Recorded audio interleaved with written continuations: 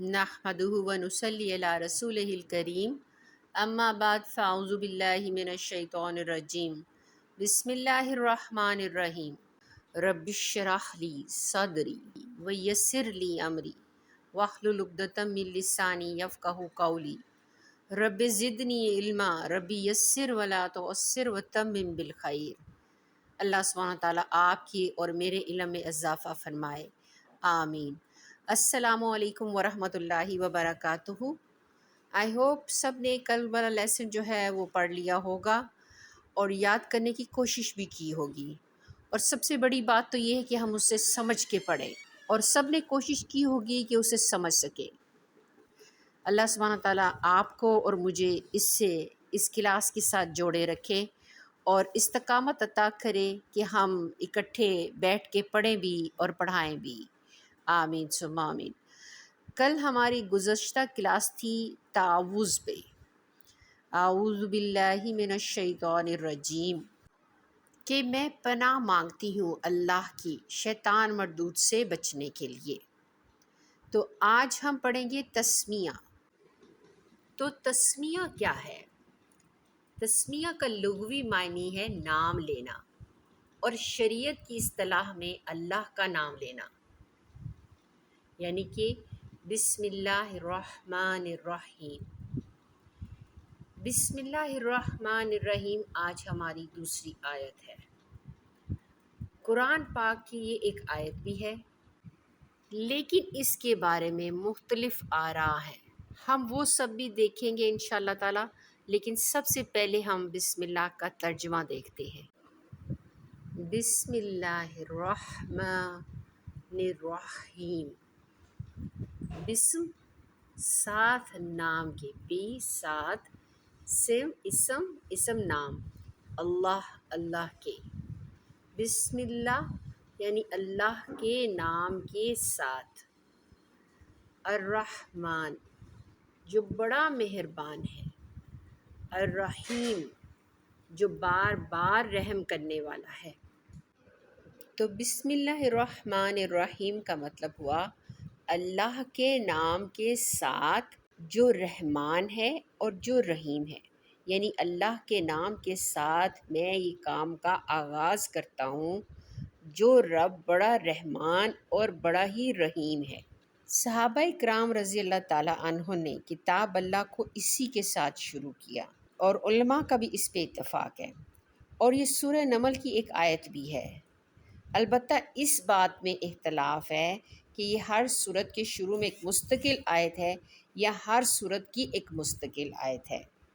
बहरहाल ये आयत मुस्तकिल है या नहीं है, लेकिन अहादीस से साबित होता है कि कुरान मजीद की सूरतें पढ़ने से पहले भी बिस्मिल्लाहिर्रहमानिर्रहीम पढ़नी चाहिए और नमाज के आगाज़ में भी पढ़नी चाहिए।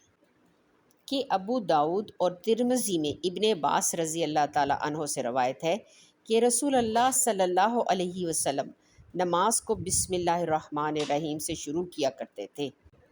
इसके अलावा हज़रत अबू हुरैरा रज़ी अल्लाह ताला अन्हो ने नमाज पढ़ी और क़िरात में ऊंची आवाज़ से बिस्मिल्लाहिर्रहमानिर्रहीम पढ़ी और फ़ारग़ होने के बाद फरमाया, मैं तुम सब से ज़्यादा मुशाबह हूँ रसूल अल्लाह सल्लल्लाहु अलैहि वसल्लम की नमाज में।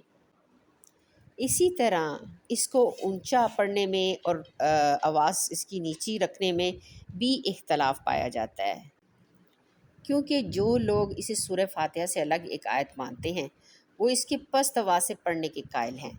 रहे वो लोग जो कहते हैं कि ये हर सूरत के अव्वल से है, उनमें इख्तलाफ पाया जाता है। जैसे कि इमाम शाफ़ी का मज़हब है कि सूरह फातिहा और हर सूरत के पहले इसे ऊंची आवाज़ से पढ़ना चाहिए। तो बहरहाल इसे ऊंची आवाज़ में पढ़ें या आहिस्ता पढ़ें, कोशिश करनी चाहिए कि बेहतरीन रास्ता निकाला जाए कि जब भी तिलावत कुरान मजीद किया जाए, कुरान मजीद रिसाइट की जाए, कुरान मजीद पढ़ा जाए, किसी सूरत को भी शुरू किया जाए तो बिस्मिल्लाहिर्रहमानिर्रहीम पढ़ा जाए। उसके लिए भी बेहतरीन तरीका ये है कि जब आप किसी सूरत को पढ़ें सबसे पहले तावुज़ फिर तस्मिया, आऊज़ु बिल्लाहि मिनश शैतानिर रजीम बिस्मिल्लाहिर्रहमानिर्रहीम कुल हुवल्लाहु अहद, तो आप शुरू करें। اور بسم اللہ کے بہت سارے فائدے ہیں، اور سب سے بڑا فائدہ تو یہ ہے کہ خیر اور برکت ہوتی ہے۔ جس کام کی بھی شروع کرنے سے پہلے بسم اللہ کہہ دیا جائے، اللہ کا بابرکت نام لے لیا جائے، تو اس میں خیر ہوتی ہے اور شر وہاں سے بھاگ جاتا ہے۔ اسی لیے کہا جاتا ہے کہ جب بھی کوئی نیک عمل کرو تو اسپیشلی تو بسم اللہ کہہ لیا کرو۔ حدیث نبوی صلی اللہ علیہ وسلم ہے کہ حضرت صلی اللہ علیہ وسلم کی سواری پر آپ صلی اللہ علیہ وسلم کے پیچھے جو صحابی سوار تھے، ان کا بیان ہے کہ حضور صلی اللہ علیہ وسلم کی اونٹنی ذرا پھسلی تو میں نے کہا شیطان کا ستیہ ناس ہو۔ آپ صلی اللہ علیہ وسلم نے فرمایا یہ نہ کہو، اس سے شیطان پھولتا ہے اور خیال کرتا ہے کہ گویا اس نے اپنی قوت سے گرایا ہے۔ ہاں، بسم اللہ کہنے سے وہ مکھی کی طرح ذلیل و پست ہو جاتا ہے۔ اسی لیے ہر کام اور ہر بات کی شروع میں بسم اللہ کہہ لینا مستحب ہے۔ خطبے کے شروع میں بھی بسم اللہ کہنی چاہیے۔ حدیث میں ہے کہ جس کام کو بسم اللہ الرحمن الرحیم سے شروع نہ کیا جائے وہ بے برکتہ ہوتا ہے۔ حضرت ابن عباس رضی اللہ تعالیٰ عنہ فرماتے ہیں کہ سب سے پہلے جب حضرت جبرائیل علیہ السلام محمد صلی اللہ علیہ وسلم پر وحی لے کر آئے تو فرمایا اے محمد صلی اللہ علیہ وسلم کہیے استعیذ باللہ السمیع العلیم من الشیطان الرجیم، پھر کہیے بسم اللہ الرحمن الرحیم۔ تو سمجھنا چاہیے کہ ہر کام اور اسپیشلی قرآن مجید کی تلاوت کرتے وقت بسم اللہ الرحمن الرحیم پڑھی جائے۔ چلے ہم اس کو ذرا اور ڈیٹیل میں دیکھتے ہیں کہ بسم اللہ کیا ہے۔ بے کا مطلب ہے ساتھ، اسم کا مطلب ہے نام، اللہ، اللہ کے نام کے ساتھ شروع کرتا ہوں اور اللہ کا صفاتی نام ہے۔ اللہ صرف ایک ہی ہے، وہ واحد مالک رازق اللہ ہے۔ اللہ کسی دنیا میں کسی اور کا نام نہیں ہے۔ اللہ سبحانہ تعالیٰ نے اپنا نام خود اللہ رکھا ہے۔ للہ ما فی السماوات و ما فی الارض، جو کچھ زمینوں اور آسمانوں میں ہے وہ اللہ کے لیے ہے اور اللہ ہی کو سجدے کرتا ہے۔ لا الہ الا اللہ، اللہ کے سوا کوئی عبادت کے لائق نہیں ہے۔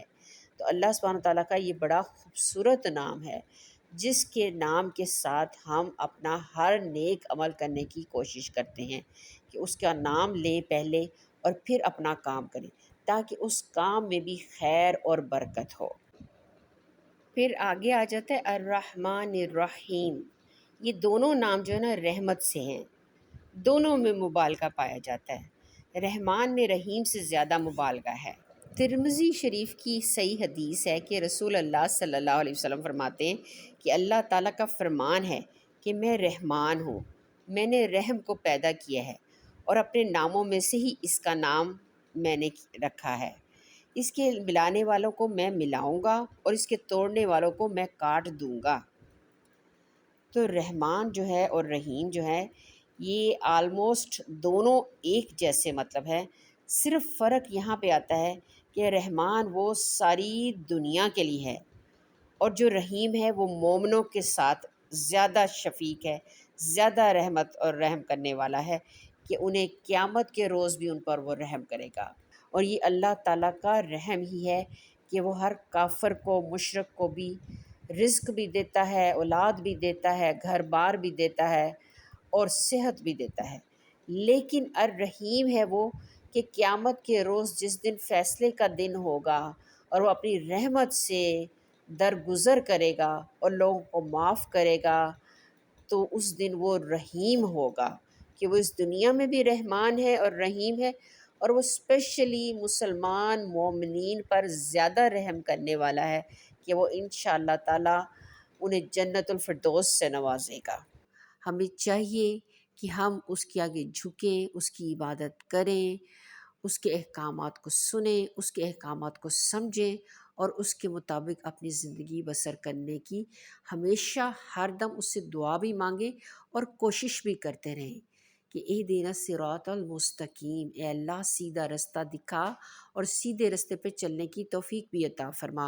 اللہ سبحانہ تعالیٰ جتنا ہم نے پڑھا ہے ہمیں سمجھنے کی اور پھر اس کے مطابق باعمل مسلمان بننے کی توفیق عطا فرمائے۔ آمین ثم آمین۔ السلام علیکم ورحمۃ اللہ۔